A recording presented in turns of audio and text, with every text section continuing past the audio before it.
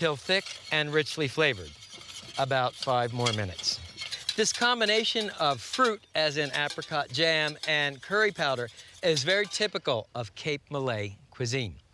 Now all you have to do is put the sausages on the grill.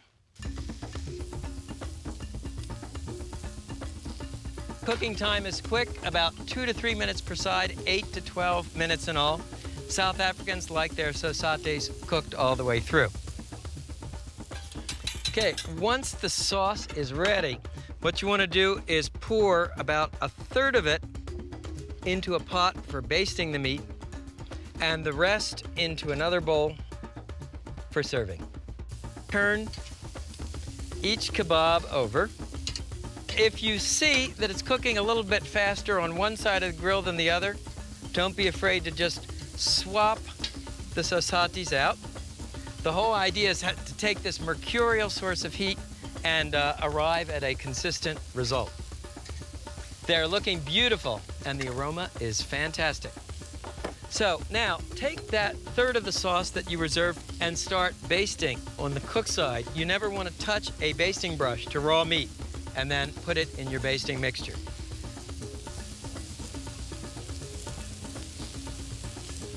Keep basting the sausages as you grill them.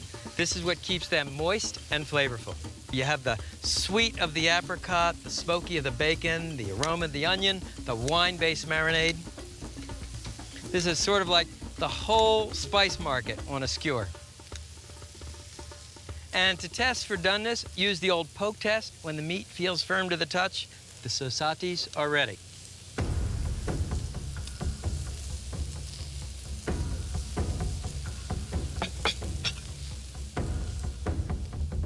One for me.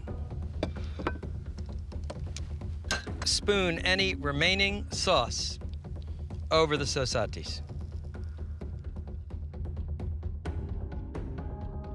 All right, let's see how we did.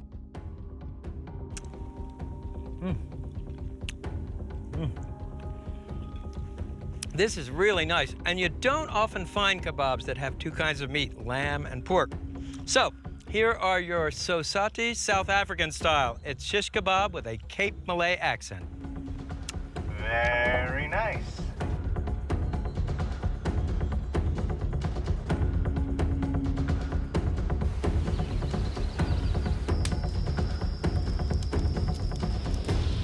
To come to Nairobi without dining at Carnivore would be a little like visiting Paris and missing the Eiffel Tower. This sprawling restaurant with its industrial-strength barbecue pit specializes in meat carved right off the spit onto your plate. They won't stop until you do. We won't stop either.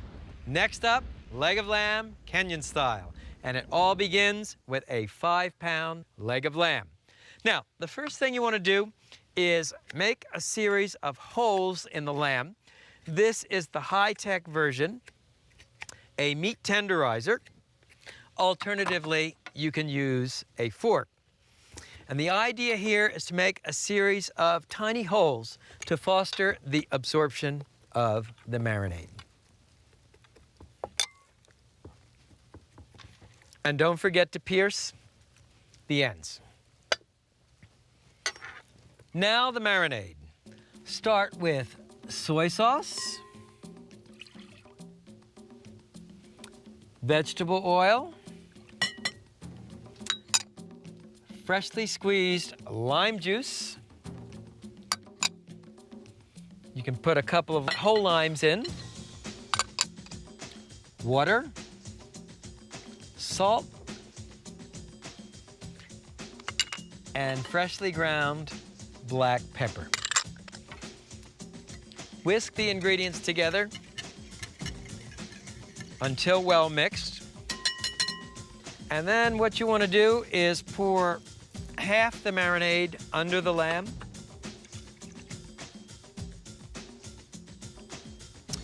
And pour the remaining marinade on top. Marinate the lamb in the refrigerator for at least 6 hours, preferably overnight. Let me show you the grill. To spit roast on a charcoal grill, you need a metal rotisserie collar with a rotisserie motor. Dump out your coals into the side baskets exactly as though you were going to set up your grill for indirect grilling. Coals on the outside. And if you have any stray coals in the center, with tongs, just move them to the side baskets. Then place an aluminum foil drip pan in the center. In fact, we're going to spit roast the lamb tonight, but you could also indirect grill it. Now, back to our lamb. This leg of lamb has been marinating for 24 hours. What you want to do is transfer it to paper towels and blot it dry. And we're done with the marinade. And we're done with the paper towels.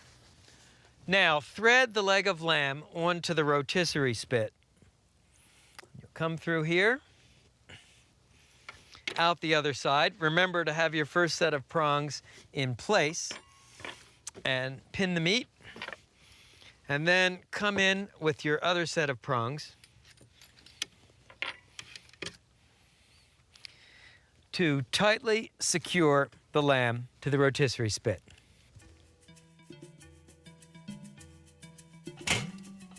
Switch on the motor and place the lid on the grill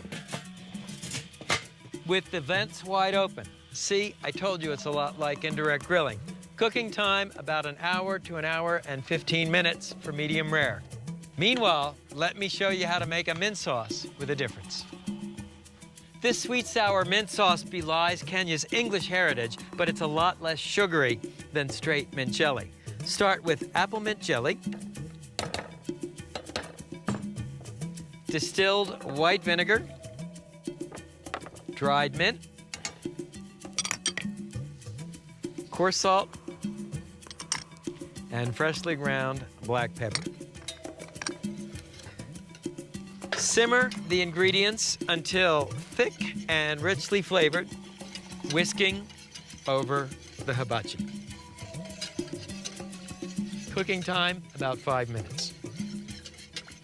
Lamb has a natural affinity for mint. The beauty of this sauce, the vinegar cuts the sweetness of the apple mint jelly.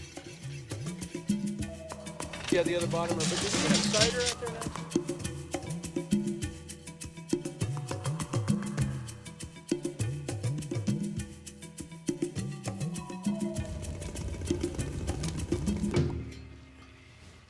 It's been an hour and 15 minutes, and the lamb looks fantastic. And it looks done, but of course, we always check with an instant read meat thermometer. Medium rare lamb would be about 145 degrees. We are in the comfort zone.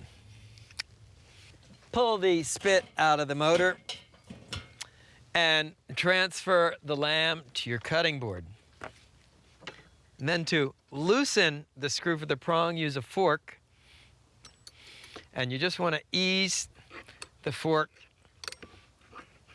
out of the meat.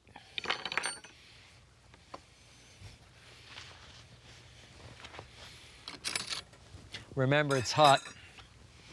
And then ease the spit out of the lamb. And you never want to cut into lamb right away. Tent it with foil, let the meat rest for a few minutes. It's interesting, garlic and mint are often paired with lamb, and I think I know why. Garlic, very pungent, lamb, a full-flavored meat. Well, the mint neutralizes and balances the pungency in the garlic and the lamb. And now, the moment of truth.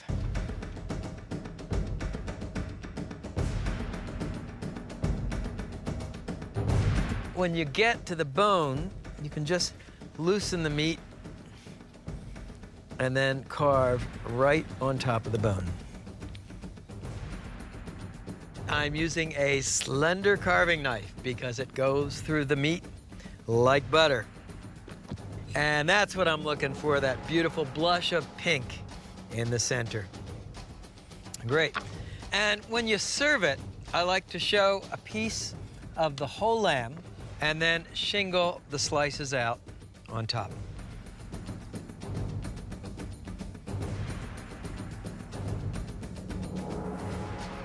So let's see how we did. Leg of lamb. And you can just spoon a little of the mint sauce over the lamb. Okay, and a little mint sauce for me.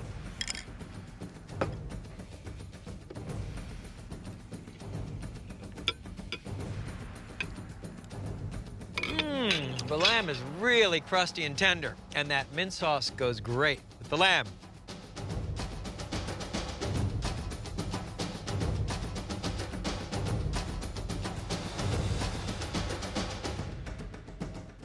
I hope you've enjoyed our show on African grilling, peri-peri chicken, Cape Malay sausages, Kenyan style spit roasted lamb, from primal Africa to primal grill. See you next time.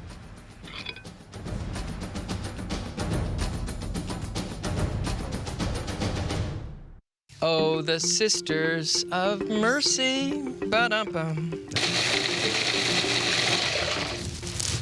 Wow. Advantage of oiling your grate with a paper towel, you give it one last queen. Reichland does it again. One take, Reichland. Want to clean the grill with... Let's just do that one more time. A little convoluted. What an amazing view here in Kenmare, County Kerry. Now imagine a cooking show with loads of fun, laughter, but most of all, great food. Welcome to Trevo's Kitchen.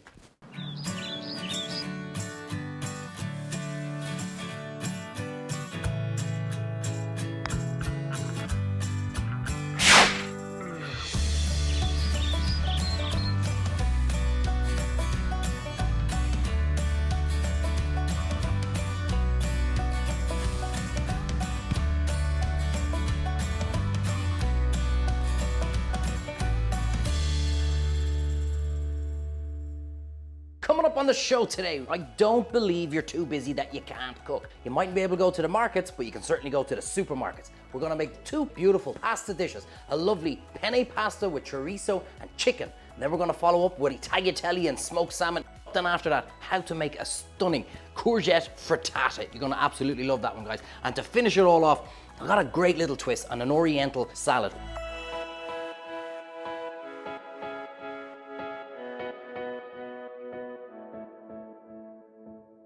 To start off, let's get cracking on our penne pasta with chorizo and chicken. Now there's a guy sitting at home and he's looking at this and he goes, he said it was penne pasta. That's not penne, it's fusilli. That's exactly what I'm talking about.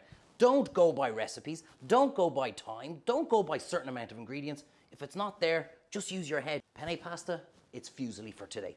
I've got a pot of boiling water here, guys, that we're gonna cook our pasta in. And we'll just get this pan on very nice and low. So chorizo, charito, tomato, it doesn't matter how you say it. We're just gonna prepare it and we're gonna get it off frying nice and gently because you want all the lovely natural oils coming out of the chorizo. So we just go straight down the middle and peel off the little bit of a skin. Now, our water's come to a boil, as you can see there, and we're gonna bang in our penne, our fusilli, whatever pasta you want, orzo, it's all good. Throw it straight in. And it's basically just the packet times, you know, some of them are 6, 7, 8, 10, 12 minutes, whatever the packet says, that's exactly what we're doing. You know the way people say put in oil and put in salt into the water? I think that's nonsense. I think just cook it, and then we've got our oil and our salt and everything in. It's going so quick and we're cooking it so fast, it's not gonna stick, and we certainly don't need to season it because our sauce is gonna be nicely seasoned. So, our little bit of chorizo. You wanna kind of cut it bite size, you know, you don't want to have too much of a mouthful inside on the go at the same time. And there's no butter, there's no oil, there's nothing in the pan yet. And we're just gonna pop that in. And you want to start it off nice and slow because you want the natural oils coming out of that. So you'll get the chicken here, just peel off the skin. This is a recipe I don't think you want the skin because it's not gonna crispen enough for you in it. So take up the breast of chicken. This one's got its little bit of its fillet on it as well, so just take that straight off. And we're just gonna, again, cut it up in bite-sized portions. Start to finish, if I wasn't talking, this would be done in the length of time that the pasta's cooked. So you're talking 10 minutes max to get this done. And I'm gonna throw a little bit of the leg in as well, just to show you. I'm a bit of a leg man, I have to admit. I think there's much more flavor in the leg anyway. Basically, again, we're gonna peel off the skin off that. Just pull it straight off. It comes off nice and easy, look. Simple as that. And just bear that in mind. If you're going from chicken to this to that, just give the hands a quick wash, okay? But heat kills all bacteria. So, the chicken, there's a little natural ball and socket joint there, so we go straight through. That's your drumstick. And that's the thigh of the chicken, okay? So let's just take out the bone that's come in the middle. Now, good pots, good pans, sharp knives. So we follow the bone straight down the middle, and we're just gonna take the straight out. And that is our bone out. Now, beautiful thigh of the chicken, and it's nicely boned. We'll cut that up now in a sec. Straight down through the drumstick. Again, you can just use 2 breasts of chicken, but I love the different texture and the different flavor that's in this. There we go. Pull down the meat, get to the end. How long that take? A couple of minutes, and our chorizo is screaming out to say, let's take it to the next level. So let's put our chicken back in here and wipe down the board, turn it over. Couple of spring onions. Now, mushrooms. What mushrooms do I use? Whatever you can find.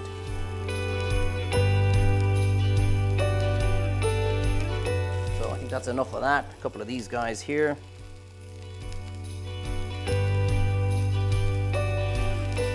At this stage, we're gonna hit the heat, full blast, because the chorizo has now released its oils. So let's turn it up and get seriously cooking. Get it all nicely mixed up. And just set it aside here for a little bit. And what we're gonna do is add in a little bit of our chicken. Now, I keep telling you in food, lads, season, season, season, all the time. It's so important that we season at the right time. So we're gonna put in a little bit of pepper. Fantastic. And a little bit, I only ever use flake rock salt. A little bit onto that. And I keep telling you, dried herbs. Why? Because you can get them anywhere at any time of the year. And I love the flavor of them. Fresh herbs are great too. And basically all I'm doing, I'm just giving a second for the chicken to cook up, and then we'll mix it all back up again. Everything good to go. Let's throw in a little bit of garlic now at this stage as well. I have to admit, I love garlic. I put it in literally everything. And maybe that's just why I'm so beautifully handsome and perfectly healthy all the time. Back of the knife this time, not the blade, the back of the knife. This is now your garlic crusher, okay? Turn the clove, face it down, and use the back of your knife and just kind of shave it off it like that. And you see the way it's not slicing it, it's kind of crushing it, okay? So I don't know what you pay for a garlic crusher, but I've now just saved you a fortune. And then use the blade of your knife and then just crush her in like that. Beautiful. And we're gonna throw it in now. If we threw, there's a big tip now, okay? If we threw the garlic in at the start, it would burn and it would start getting bitter. That's why we're putting it in now at this stage. So in we go. Look at that. Okay. A little bit of white wine. And listen to it again. See the way? Nice and calm. Everything just kind of slows down a little bit. Whack the heat up full blast now. Okay. Give that about 30 seconds to reduce, and now we're just going to add in a little bit of cream. Whack the heat, full blast up again. And while I'm waiting for that to simmer, seeing as I have it, I'm going to have a little glass of wine. I'm going to wait for that to thicken. I'll empty out the pasta, and we're pretty much there.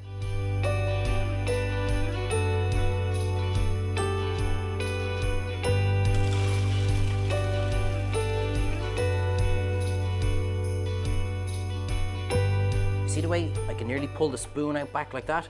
That is absolutely perfect. So now we're gonna pour in our pasta. And how long did it take, guys? Literally a couple of minutes. And as you can tell, I love my Parmesan cheese. So let's just grate in a good bit of that here. 5-10 minutes in the supermarket, you get all your ingredients. 5-10 minutes at home, and you've created an absolute cracking little dish like this. So this is for the guy who thought he caught me out when he said, "That's not penne pasta." You're dead right. it's damn tasty. Look at this. Absolutely beautiful. Bit of the chorizo, the mushrooms. Absolutely stunning. Cooked in a couple of minutes. A little bit of our cheese on top. Oh yeah, always remember, a bit of green, a nice little bit of garnish. Look at the difference of that now and just one simple little bit. It completely transforms the dish. I'm gonna throw a little bit of pepper on top. That's how you cook pasta. A little sprinkle of olive oil. First dish done. I'm too busy, I can't cook. Nonsense. Pasta with chorizo and chicken done in minutes. Enjoy.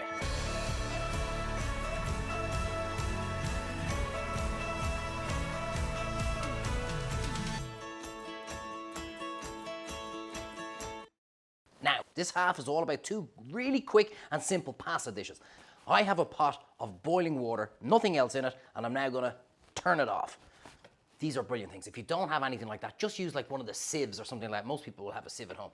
And this is just plain, simple cooked tagliatelle. And we're just gonna put it straight in, as simple as, and we're just gonna leave it in the warm water. That way it won't cook anymore, but it's gonna warm it up nicely for when we're going. Look at that, perfect. In Ireland, and in particularly here in Kerry and in Kenmare, we are blessed with some of the most amazing smoked salmon. So I'm going to do a beautiful tagliatelle pasta with a smoked salmon and whatever I have, and we'll work a few bits and pieces. I might have to go over there later on. We'll work on a few bits and pieces. And I'll turn on my heat. There's going to be quite a bit of olive oil because this is going to be more of an olive oil based sauce as opposed to cream and all that kind of stuff. A little bit of olive oil and a little bit of butter. I will be putting more oil in at the end. Slice your red onion. The heat, you only want a kind of medium heat. You want to bring this up nice and slowly so we're not rushing ourselves, okay? When you cook an onion like this slowly, it also kind of releases more sweetness into it. So we're going to pop that in. Lovely. I told you already, I love garlic. We put in 2 cloves into this one. Perfect. Pick it up, put it in. Now, work with what you've got. That's what's important. So I got a lovely kind of it's a bit of a Thai yellow curry paste, Thai red curry paste, Thai green curry paste, whatever you, you're nearly in trouble there. About a teaspoonful. Put that in. Gonna season, not too much salt this time because the smoked salmon is that little bit saltier. A little bit of pepper. Smoked salmon and pepper, absolutely fantastic. And we're gonna throw in a few chilies. I have a few chilies here, so whenever you're cooking with chilies, guys, don't ever rub your eyes afterwards, okay? If you do, you'll know why I warned you not to do it. The smells already is absolutely wafting through the room. Stunning. Now, we're gonna show you a couple of tomatoes here. We're gonna throw them in too. And what I'm gonna do is, I'm gonna core it and I'm gonna skin them. I'm gonna show you a very quick way how to do it, okay? So straight down, quarter it. See the knife, just slide it in underneath. Take out your seeds. Now, so here's what we do. Straight down the quarter into a little half like that, and just put your knife down on the skin and just slide it down along the skin like so. And if there's a little bit on it, don't worry, but there we are, taking the whole skin straight off the tomato. One tomato, no skin. Technical term, it's a concasse. Now I want to keep these big enough, maybe just cut them in half, because if I was to put them into the pan and leave them there, they'd go to mush. So I want to keep this, I mean, they are soft anyway, but I want to keep it with a little bit of a bite, and so you can actually taste it in as well and see it in it as well. Absolutely perfect. How long is it taking us, guys? It's not taking long at all. Smoked salmon and capers, we've all had it on brown bread before. It's beautiful. It just gives it that little bit of a bite as well, a little bit of sharpness to it.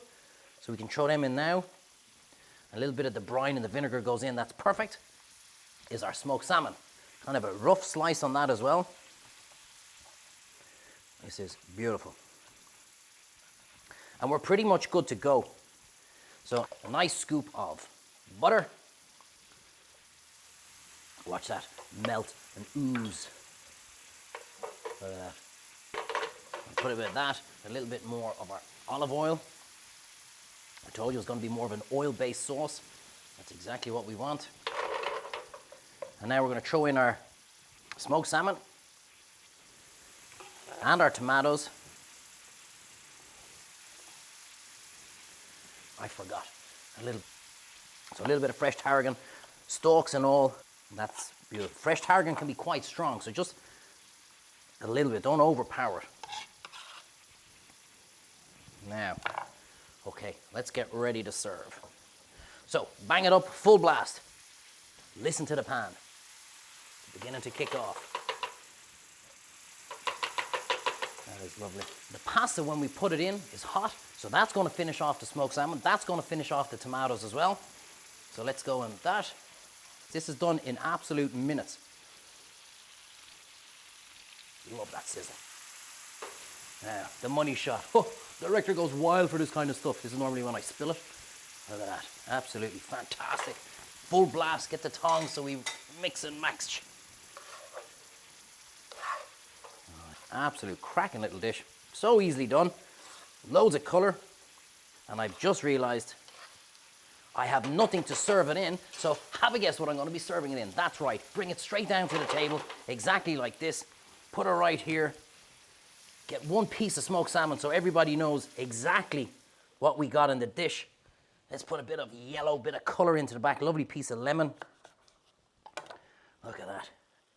Seconds. A little bit of fresh tarragon. These simple little touches that literally take seconds. A little bit of green on top. Perfect. Finish it with a twist of pepper. And if I have learned one thing in this show, it is do not upset who's in charge of continuity. So I gotta go wash the glass and stick it back up there. Don't go anywhere. We'll see you in a few.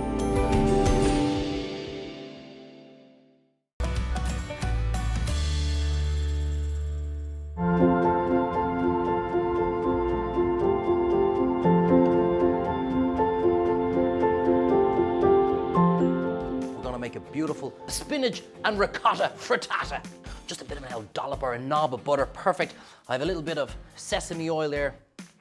That's not necessary if you don't have it. Now, let's just throw in our spinach. Remind me to keep an eye on that pan. Start off a little bit of olive oil, rapeseed oil. You'll never see me cook with coconut oil or coriander. Hate the damn thing. Beautiful little shallot or a spring onion, whatever you find in the supermarkets. So what is a frittata? A frittata basically, you can call it a fancy name for an omelette. I've got some smoked garlic. Beautiful smell of it. Actually, you know what? Half a clove is enough. Now, listen to the pan, listen, listen, listen. As our onions are softening away, give our spinach a little bit of a stir. You can see the smoke coming up there now and the steam. That'll only take seconds. That pan is missing something, a little bit of butter. In we go. Perfect. Courgette. We'll cut it down maybe in 3. So again, this is really something done really quick and simple. It's a great family dish. And our spinach, look at the way that's wilting down. Okay, let's throw in our courgette. I got this purely because I saw it. It's called, I've never heard of it before, a graffiti aubergine. I just got it because it looks cool. So we're gonna throw that into the recipe too. Rock salt, a little bit of cracked black pepper. That's just my dried oregano or my mixed herbs, my Italian seasoning. I always cook with dry herbs. There's a little bit of curry powder. So look at that. See the way it's all wilted down nicely? Flatten it out a bit like that in the pan. So free range, whatever you can, get the best eggs they have inside in the supermarket. What are we looking for before we add in the eggs, okay? This is very important. We're looking for that to be ready because as soon as I put the eggs in, they're gonna start cooking. We're gonna add in a little bit of our spinach now. And let's pour straight in. And you hear everything kind of calm down at the same time. So get our spoon in there and start moving things around like so.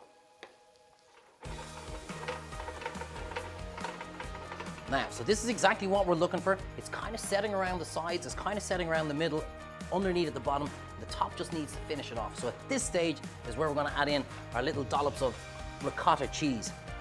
And ricotta and spinach, it just works so well with each other. And we're gonna finish it off in the oven.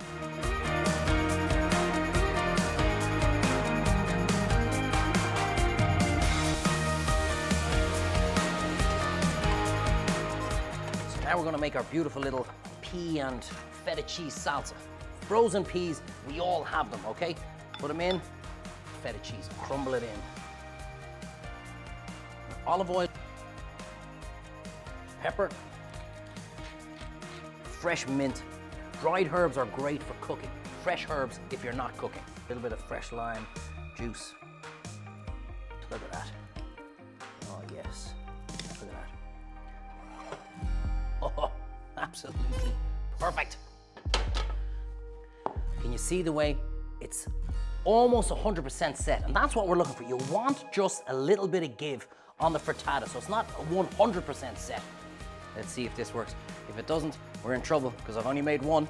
Okay, so go in with it, nice and fast. Thank God. A little bit of our salsa on top. And a big bowl beside it so people can, you see it all oozing all over the place. Beautiful spinach, ricotta, frittata, peas, feta cheese, salsa. Try it. So we are gonna finish off the episode with a beautiful Asian style fish salad. I have sea bass here today. You can use sea bream, you can use pretty much whatever your fishmonger has. I'll show you how to fillet the fish first of all. We're gonna snip off all his kind of little gills and fins and all that kind of stuff. And we're just gonna snip down along. You don't have to do this, but it's just kind of, it's nice to clean it up a little bit. Take them all off. We'll just throw this guy here for a sec. I have a filleting knife, okay? So a filleting knife, what is it? It's basically the blade is a lot more flexible. If you don't have it, just use another knife that you'd have at home. So come straight in. We're gonna come straight along the backbone here. You can remove that one if you want, but we're gonna do this nice and quick, so don't get too caught up on it. We're coming straight down along the backbone, straight through here, straight down through the side. Take your time with it. I said it's great to kind of practice these things at home, but do it on the cheaper fish. Don't get a Dover sole or something like that and say, I'm gonna practice on that, okay? Get one of the cheaper fish. Then you just push your finger down along here. If you've done it right, there's no bones in it. But if you ask your fishmonger to pin bone it, that means he'll take out all those bones for you. That's your simple little kind of seafood, how to fillet a fish lesson. I have a whole array. What have I got? Mange tout, courgette. I don't even know if I'm gonna use half of these things, but we'll throw it in and finish up with an absolute cracking little dish. So first of all, Asian style. So we're gonna use a bit of like Asian style influence. So we got a little bit of wasabi here and just put in, it depends how spicy, how hot you like it. So a little bit of Japanese or Chinese rice wine vinegar, mirin is what it's called. And put your fingers on top so not too much comes out. So we've got my beautiful sesame oil and a lovely little bit of walnut oil and only a little bit of teriyaki because I don't want it to be too dark in color, so just a little bit, just to give it that little bit of flavor. Perfect. Now this is probably a salad for, I don't know, maybe 1 or 2 people. But again, if you want to make it a great showstopper for a dinner party, put it onto the plate, into the middle of the table, and everybody helps themselves. Beautiful. Okay, what are we looking for? A bit of whiskey. And a little bit of cracked black pepper. And the rock salt now as well. So whisk up our dressing. Don't mix it through all the salad until we're completely at the end, because otherwise it starts to wilt everything. Okay, what are we gonna put into it? Well, let's start off with a couple of mange tout. Beautiful baby courgette.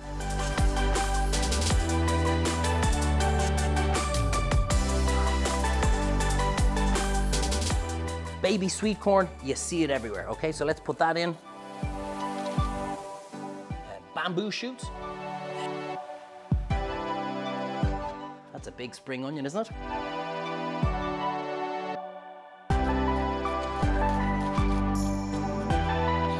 Remember, I'm always talking about seasoning. We've seasoned the dressing. That's very important.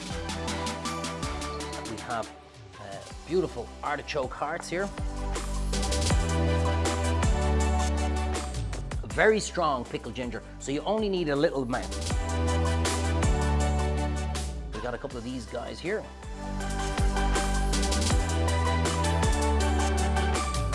So let's start putting everything into our bowl.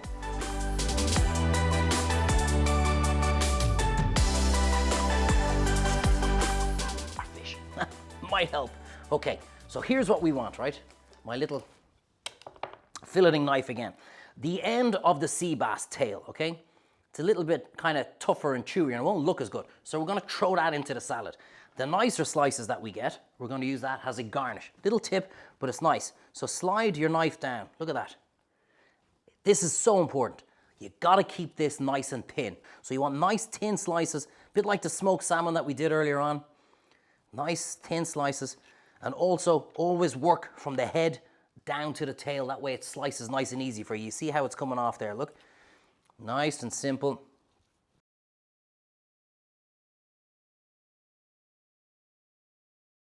The little more stringier bits, in we go.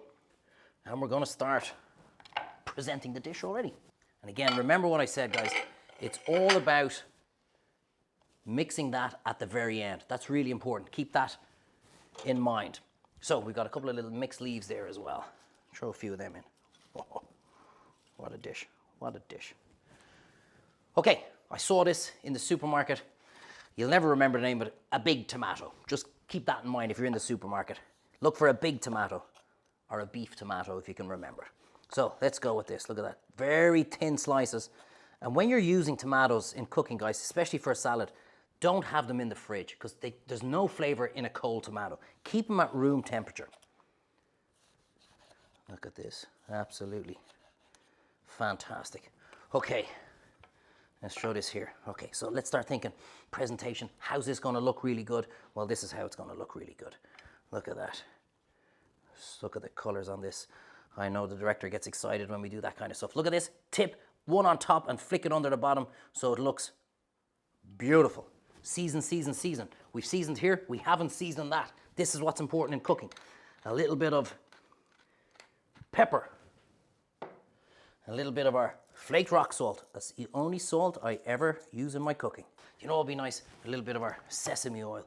Just, it's amazing. Those tiny, simple little steps, that's what makes a difference. Now, a little bit of presentation on our fish. So maybe one here, one there. We'll figure it out as we go along. Beautiful. And now we mix the salad, okay? So we haven't wilted anything. Now it's kept nice and fresh. So just be careful. Don't like throw your hand in there and start mixing it like hell. You're gonna bruise everything. Make sure we get everything nice and shiny, nice and coated. That's the difference, okay? Get it all coated with the dressing. Okay. Now see if we can do this without making a massive mess.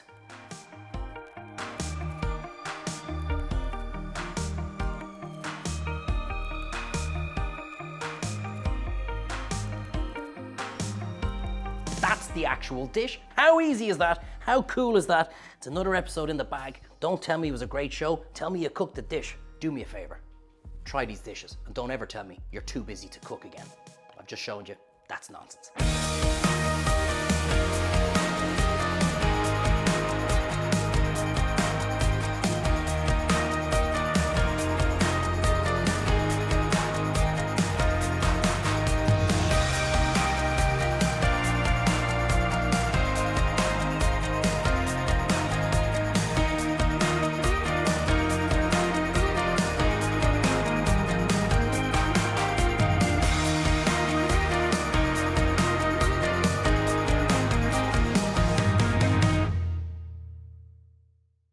You think you've seen a cooking show? Well, imagine one where you don't have to care how long it takes to cook or how many ingredients you get to use. Look at this for a beautiful view in Kerry. Welcome to Trevo's Kitchen.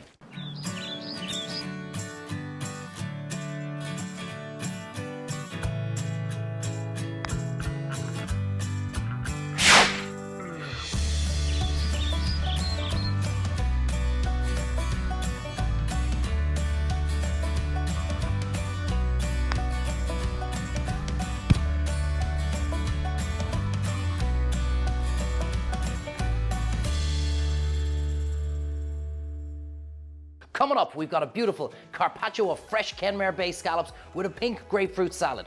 Then I'm going to show you a great technique, which is what's known as spatchcocking a chicken, and we're going to make a great family dish of beautiful wraps, salads, little garnishes. Then afterwards, I got quite possibly one of my most favorite starters out there. It's a beautiful pan-fried quail with a lovely salad of char-grilled gem lettuce. That's right, I'm going to grill gem lettuce for you right here. And to finish it all off, we're going to take a beautiful take on a risotto with a little bit of Trevo style. We're going to do it lovely with a bit of white chocolate, a bit of mascarpone cheese, a bit of cream. You're going to love it.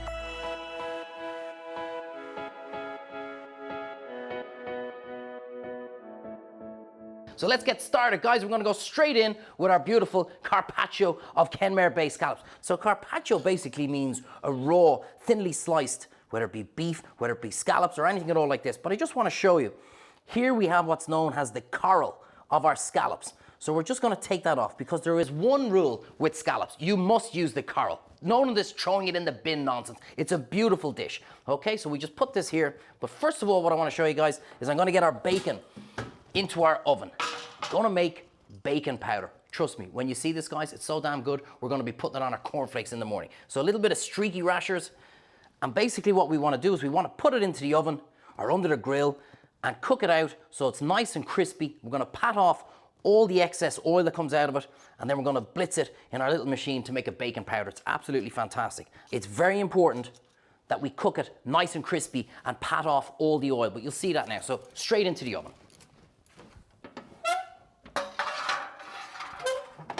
So what we want to do is now we want to basically just going to segment our grapefruit, okay? So this is very simple. So top and tail, again, good sharp knife, guys. It's the most important thing to have in your kitchen. And we're just going to come around like this, and it doesn't matter if you see a little bit of the juice and of the flesh inside on the skin, don't worry, because we're going to squeeze that off into the dressing, into the pan for the salad.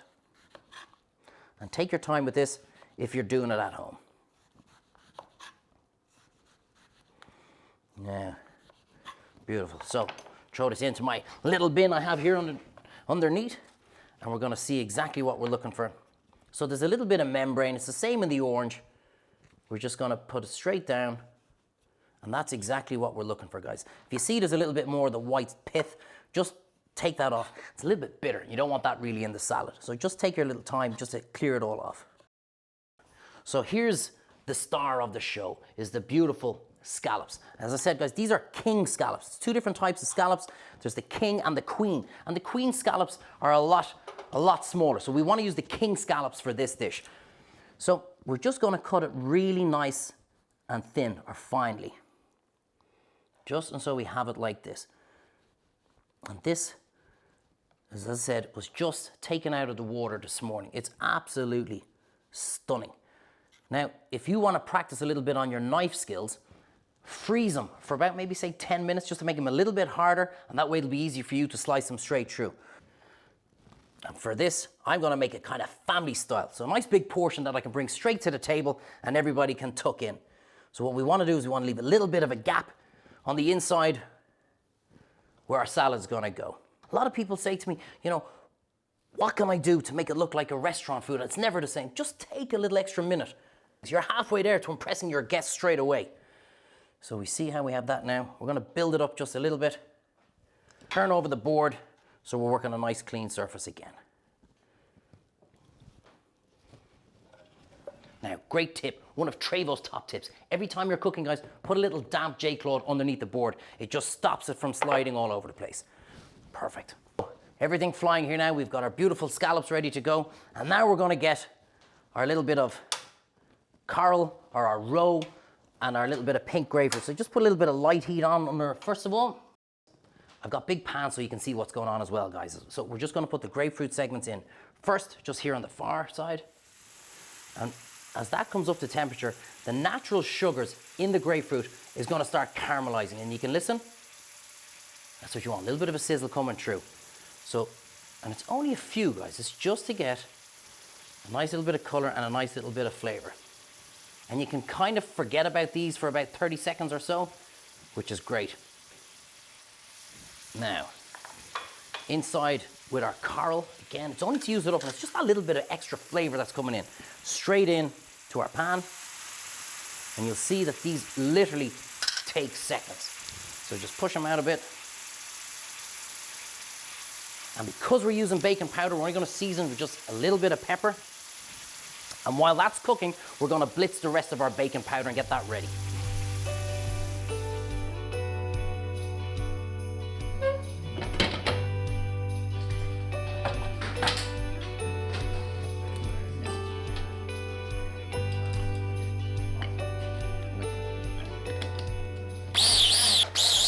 Cooking is fun, guys. Bring the kids in, bring the family in, have a little bit of a laugh in it, okay? So, look at our little bits of coral there. Now we're gonna introduce just a little bit of butter into it. That's our little sesame oil. That's going to be part of our dressing into it as well. Beautiful. Look at that. And this is the butter. Absolutely perfect.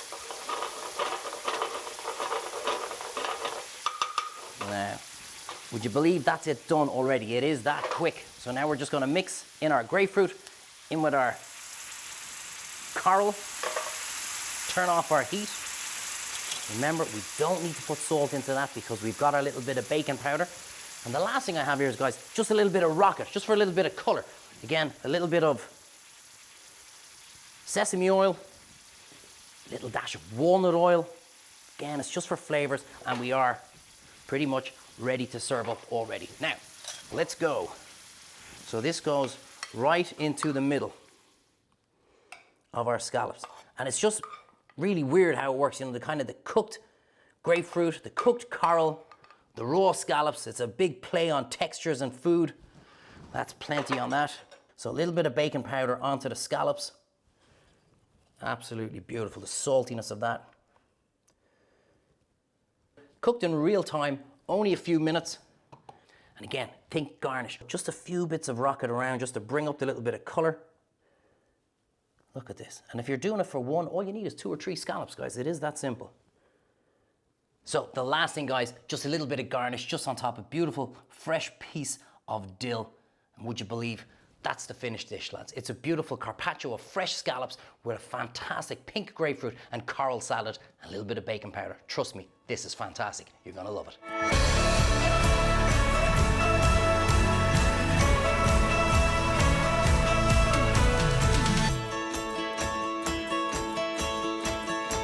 Spatchcock chicken. What is that, you say? Well, it's very simply, we're going to remove the backbone of this bad boy. But I'm going to take it up one little bit level a bit more. I'm going to show you how to take out the rib cage too. Why? Because when we're carving it later on, it's going to be so much easier. So the age-old question is, well, what chicken do we use? It's as simple as this. As far as I'm concerned, you use the best chicken that you can afford, okay? Organic or one from a supermarket. But if you're using it for the first time, go with the supermarket one because you're only learning. So you don't want to make a mess of a big organic chicken that costs whatever it costs. So here's what we're going to do. I'm going to use the scissors for this purely for one reason and one reason only, is because it's easier for you if you've never done it before. If you're using with a knife, it could slip. So we're going to use the scissors, and here's the backbone. That's literally what we're taking out in the first go. So what I do is I just turn it over and we go down either side of it with a little snip like that. So good sharp scissors. So we go right down the middle of the backbone. Again, this is the bog standard way of spatchcocking, but we're going to take it to the next level afterwards. So we go right to the end. See how easy that is? And now what we do is we just go the other end. Think of your spine. It's the exact same on the chicken. So straight down, good sharp scissors, and we go straight down. Look at that. If we have a look inside here, we'll see what's known as the rib cage, basically, of the chicken. We're going to take that out because it makes it so much easier for carving. So think of the chicken like this, guys. The rib cage is coming down pretty much at a 45-degree angle like that. So bear that in mind. So we're going to start off by bringing the knife in, and we're coming straight down and follow the bone structure. Same on this side. Follow the bone, put your knife in against the bone, and we're going to start working up 45-degree angle. A little bit fidgety, but we'll get there.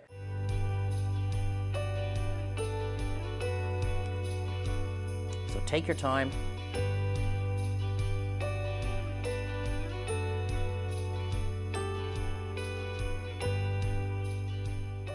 Now, you know at Christmas time, when you're doing the old wishbone in the turkey, it's the exact same in the chicken. Straight down. Look how easy this is. Cut through the end of the wishbone here. And how difficult was that? There we go. That's the entire rib cage taken out of the chicken. Would you believe that's the difficult part over? So throw our little chicken. Look, we've basically taken a skeleton out. We've left the leg bones in, a little bit of flavor in that. But there we go. That's what the chicken looked like. And that's him spatchcocked. So put him up onto the plate here. Clean up our knife and flip over the board. Now, so all I'm going to do now is get our roasting tray ready, And this is so easy. So we got a little bit of olive oil or sunflower oil. Don't get too caught up about the oils that we're using, or rapeseed oil, okay? And we're putting in whatever, maybe a tablespoon, 2 tablespoons. We don't like to measure things in this cooking show. Use your eye and use your head. Now we've got a little bit of our sweet chili sauce, because after all, it's a sweet chili spatchcock chicken. So a little bit of sweet chili sauce. And I use dry herbs all the time. Do you know why? I love the flavor, first of all, but second of all, you can get them all year round. So this is just like mixed herbs or Italian seasoning or oregano, something like that. And we just put in a good pinch. Nothing difficult at all. Now, crack the black pepper in. And this is a real family favorite here in my house, because the kids can come in and this is the bit that they love. They get to give the chicken a massage. So get your hands in there, work it all around, get it inside to the cavity as well. Just show our chicken here. We're gonna slice a lemon, put underneath, because when the chicken is cooking in the oven, the steam from this is gonna rise up and we're gonna give it a beautiful lemon scent onto the chicken. So just top and tail your lemon here. Very simple. And we're just gonna throw that underneath, and we get our little rack.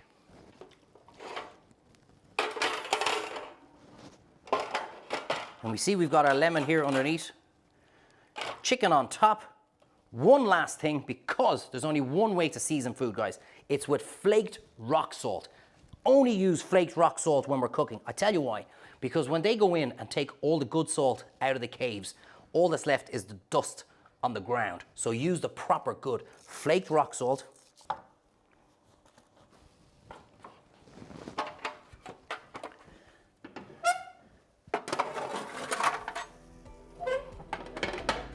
The concept of this is that we're gonna put the chicken on the board, we're gonna bring it to the table, and everybody carves a little bit of chicken and puts whatever they want into the wrap.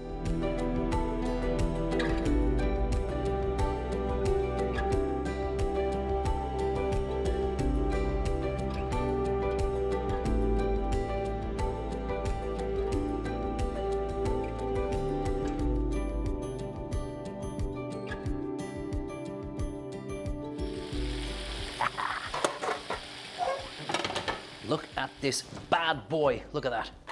Beautiful. You're now going to see why exactly we did what we did by taking out the rib cage and everything, because it's going to make life so much easier for us. So, you know what we're going to do? Now, work with me now for a sec, guys. We're going to try and get this. Oh, yes. Right onto our board. Oh, man, that is absolutely fantastic. Now, right, watch what we did, right? Here, we took out the rib cage, which means we can go straight down and there's no bone. So now it's really simple to carve. Now you know why we did it.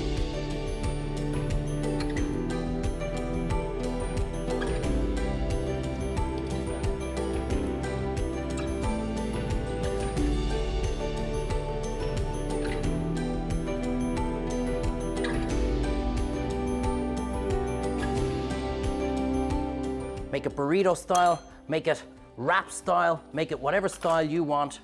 Don't go anywhere. Coming up after the break, got 2 more amazing recipes. Beautiful roast quail, oh, fantastic. And the most incredible white chocolate risotto you're ever gonna see. Forgive me, I'm just gonna have a little bite. See you in a few.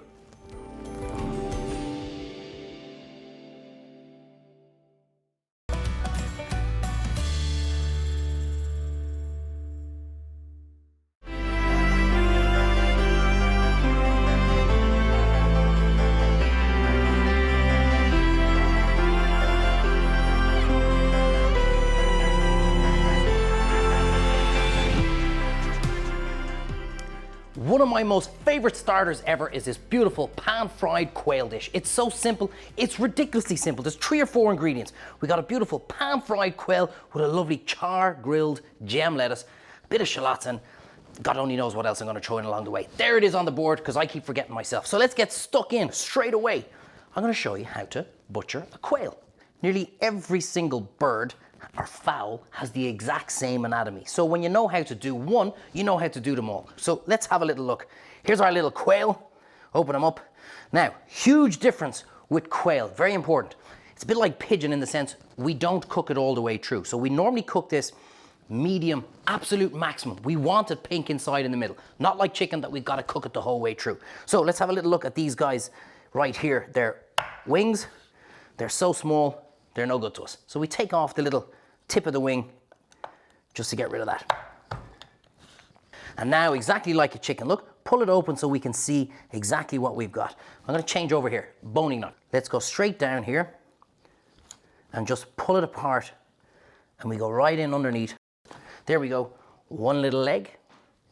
Do the same, exact same, cut through the skin, pull it open like so, and we go straight through, and we go two little legs straight off. Okay, now the breast, exactly like the chicken. A little breastbone coming right through the middle, okay? And we're gonna go right down the side of this.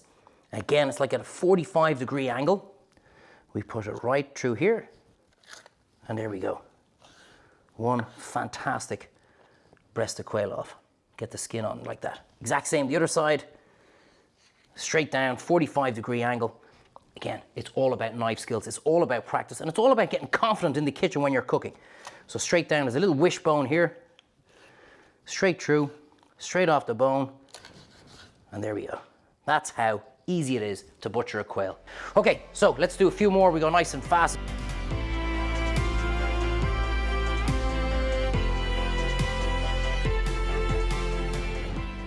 Flaked rock salt all the time, none of the other muck. Flaked rock salt, it's what brings out the flavor. There are 3 types of seasoning, in my opinion, for food. Salt, pepper, and acid, like lemon juice or vinegar. Everything else is a flavoring. It adds to the flavor. But proper seasoning is what brings out the flavor in the food that we're cooking. We're gonna turn on the other pan here as well. Now, so our pan is coming up to temperature. The oil is nice and hot. It might spit a little bit. Very important, guys. Always presentation side down first. Okay, so we're putting this skin side down first. That's what we want, is that sizzle. If you don't get that, I know they say it all the time in these cooking shows, it's because the pan's not hot enough, and it's gonna start stewing as opposed to frying and get that crispiness, which is exactly what we want. Now, put them all inside here. Look at that, 3 of these will fit in very nicely. And the last guy, we'll put him in right there. Bit of rock salt, again. And a little bit of the pepper. Again, now we've seasoned both sides. That's what's important, okay? Let's flip over the board. Perfect. And we're gonna talk about the jam lettuce. So the jam lettuce is more of a salad. So what we're gonna do is change the oil, a little bit of maybe sesame oil or walnut oil or something slightly different. Just put it in like so. And we're gonna basically just cut right down the middle. You see here, this is important. Keep that piece in, keep the root in so that it stays intact. Perfect. Same with this one. Nice. Now you're all gonna think I'm mad, but food talks to you. It's saying we're almost there, so pay attention to what's going on in the pan. And if you're not sure, just have a little pick up and check. You wanna get a nicer golden color on it. So another 30 seconds and we're good. And now we're just gonna press this right down into our pan. Lovely. And basically, just give it a little bit of heat, a little bit of warmth, and just to seal it off, just a little bit. It seems a bit odd, doesn't it? Like kind of frying a bit of lettuce. But trust me, it works.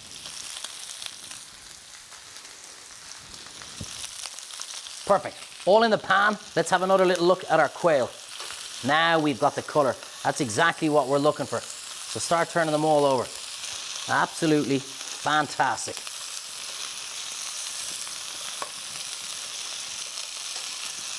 Mind your fingers as well. It is hot. Again, nothing difficult yet, is there? It's all pretty much straightforward. And if you're really worried about it, guys, just ask your butcher to cut the quail up for you as well. Now, so get your shallots ready. You telling me you don't have time to cook? How long is this taking me? Literally minutes. Pick up your shallots. Just sprinkle them in there.